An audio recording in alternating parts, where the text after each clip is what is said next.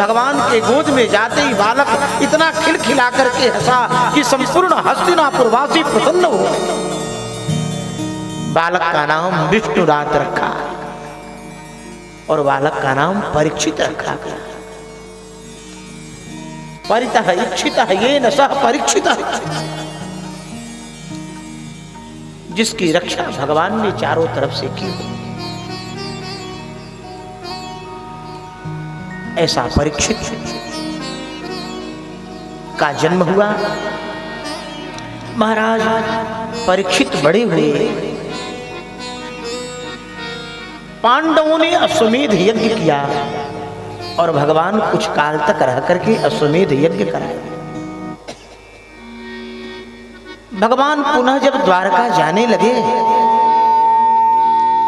तो युधिष्ठिर ने कहा अर्जुन से, अर्जुन, द्वारकाधीश श्री कृष्णचंद्र द्वारका जा रहे हैं तो तुम इन्हें द्वारका जाकर के छोड़ आओ। महाराज अर्जुन द्वारकाधीश को लेकर के द्वारका गए और द्वारका जाने के बाद भगवान इस धरा को छोड़ करके चले। 7 महीने बाद अर्जुन द्वारका से हस्तिनापुर आए। 7 महीने बाद महाराज युधिष्ठिर चिंतित हैं। जब से अर्जुन हस्तिनापुर से द्वारका गया है तब से कोई सूचना नहीं मिली। अर्जुन ने सोचा जो हम लोगों के प्राणाधार थे, हम लोगों के रक्षक थे, जिनके बिना हम लोग जीवन का एक दिन भी व्यतीत नहीं किया, हम लोगों को छोड़ करके वो चले गए। ये समाचार मैं अपने अग्रज महाराज युधिष्ठिर को कैसे। महाराज युधिष्ठिर ने एक दिन भीम से पूछा, भीम अर्जुन को हस्तिनापुर गए कई महीने हो गए, अभी तक कोई समाचार नहीं मिला। इतने में अर्जुन आते हुए दिखाई। महाराज युधिष्ठिर ने अर्जुन को देखा। अर्जुन क्या बात है, तुम इतने उदास क्यों हो?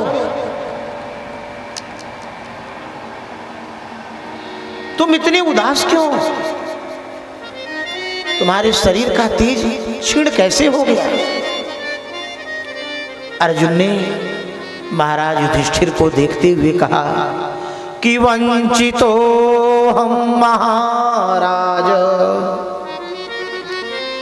हरिणा बंधुरूपिणा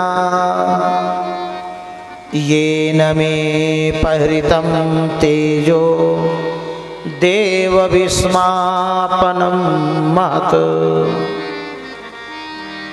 हे महाराज भैया, हम लोग भगवान श्री कृष्ण से वंचित हो। भगवान श्री कृष्ण धरती का परित्याग करके गोलोक धाम वैकुंठ धाम चले गए। महाराज भगवान जब जाने लगे तो अर्जुन से भगवान ने कहा, अर्जुन इन मेरी पत्नियों को ले जाओ, ले जाकर के वृंदावन छोड़ देना। अर्जुन को अपने गांडीव का बड़ा अभिमान था। भगवान को अर्जुन के गांडीव के अभिमान को दूर करना था। अर्जुन भगवान की पत्नियों को लेकर के चले और इधर कोल भीलों ने भगवान ही कोल भील के रूप में प्रकट होकर के अर्जुन से अपनी पत्नियों को छीन लिया। अर्जुन का गांडीव धरा रह गया। अर्जुन कुछ कर नहीं सके कि पुरुष बलि नहीं होत है, समय होत बलवान। भीलन लूटी गोपिका और वही अर्जुन वही बाण। वही गांडीव थे, वही बाण था जिससे महाभारत युद्ध को जीता था, जिस बाणों से भीष्म पितामह को सरसैया दिया था। लेकिन समय होत बलवान, आज वह गांडीव वह बाण धरा रह गया और महाराज भीलन लूटी गोपिका, भीलों ने गोपिकाओं को लूट करके लेकर के चले। इस बात को सुनते ही महाराज भगवती कुंती जैसे सुने कि कृष्ण इस धरा को छोड़ करके चला गया, जैसे महाराज दशरथ ने सुना मेरा राम मुझे छोड़ करके वन चला गया, राम राम कही राम कही, राम राम कही राम, राम राम कहते हुए महाराज दशरथ ने अपने प्राण को छोड़ दिया, वैसे ही भगवती कुंती ने सुना मेरा आराध्य मेरा सर्वस्व कृष्ण मुझे छोड़ करके वैकुंठ चला गया, कृष्ण कृष्ण कहते हुए कुंती ने अपने प्राण को छोड़। युधिष्ठिर ने कहा अर्जुन इतने महीने बाद आए भी तो ऐसे समाचार लेकर के श्री कृष्ण हम लोग को छोड़कर चले गए। जब हमारे श्री कृष्ण ही नहीं रहे तो अब हमें रहने से लाभ ही क्या है।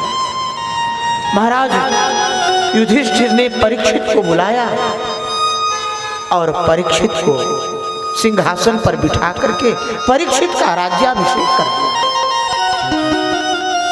और परीक्षित को उपदेश दिया। परीक्षित ने कहा दादाजी आप हमें छोड़ करके जा रहे हैं। महाराज युधिष्ठिर ने कहा परीक्षित संसार में परमात्मा के अलावा कोई किसी का होता नहीं, भगवान श्री कृष्ण ही हमारे सर्वस्व हैं। भगवान का स्मरण करना, भगवान को याद करना और जो हमने धर्म का उपदेश दिया है इसी धर्म के माध्यम से इस हस्तिनापुर के राज्य का संचालन करना। और महाराज पांचों पांडव भगवती द्रौपदी के सहित स्वर्गारोहण किया। महाराज परीक्षित ने अश्वमेध यज्ञ किया।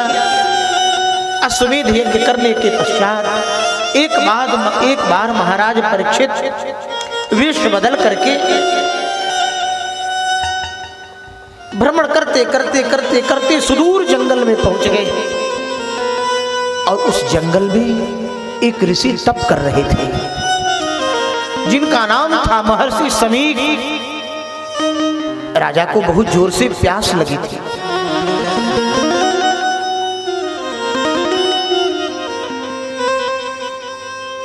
राजा प्यास से व्याकुल थे। उस आश्रम में पहुंचने से पहले राजा ने एक विचित्र दृश्य देखा। वह दृश्य यह था, एक गाय रुदन कर रही थी। एक वृषभ बैल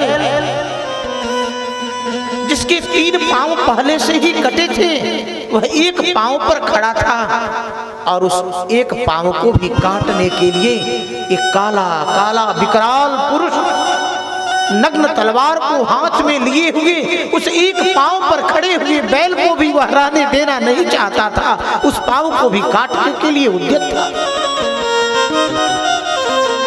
राजा परीक्षित ने देखा रे मेरे राज्य में इतना बड़ा अधर्म। महाराज परीक्षित पहुंचे। महाराज परीक्षित ने हाथ जोड़ करके पूछा उस वृषभ से, उस धर्म रूपी वृषभ से पूछा आपके 3 पांव को किसने काटा? वृषभ ने कहा राजन मैं किसको दोष दूं कि किसने मेरे पांव को काटा है। जो जैसा कर्म करता है उसको वैसा ही फल मिलता है। मेरे कर्म ही ऐसे होंगे,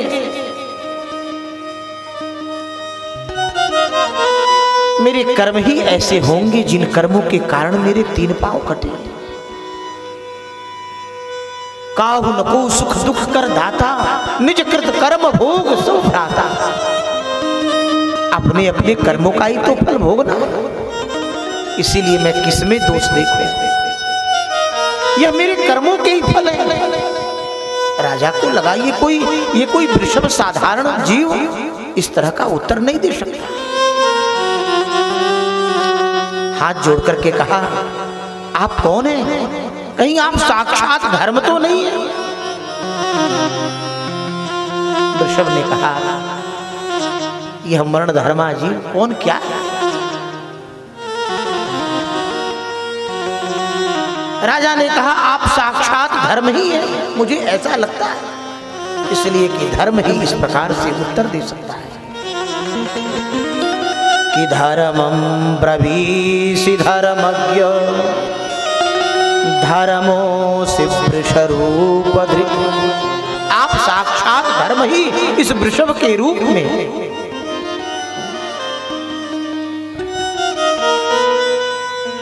और पीछे मुड़ करके क्या देखा? वह विकराल काला काला पुरुष उस एक पैर से खड़े हुए वृषभ के पैर को भी काटने के लिए तलवार उठाया था। महाराज ने उस व्यक्ति के हाथ से तलवार को खींच ली, हाथ मोड़ दिया। दुष्ट कुलांगार, तुम्हें लज्जा नहीं आती? तुम्हारे अंदर थोड़ी सी दया करुणा भी नहीं है? एक पांव पर खड़े हुए वृषभ के पांव को भी काटने के लिए तो मुद्यत हो। तलवार उसके ऊपर उठा लिया। ऐसे दुष्ट कुलांगार प्राणी मेरे राज्य में रह नहीं सकते। उसने हाथ जोड़ करके परीक्षित के चरण को पकड़ लिया। राजन, मैं आपकी शरण में हूं। परीक्षित ने सोचा, मेरे दादाजी ने कहा था दुष्ट से दुष्ट व्यक्ति, अधर्मी से अधर्मी जीव अगर शरण में आ जाए परीक्षित, तो उसका परित्याग मत करना। परीक्षित ने पूछा, तुम हो कौन?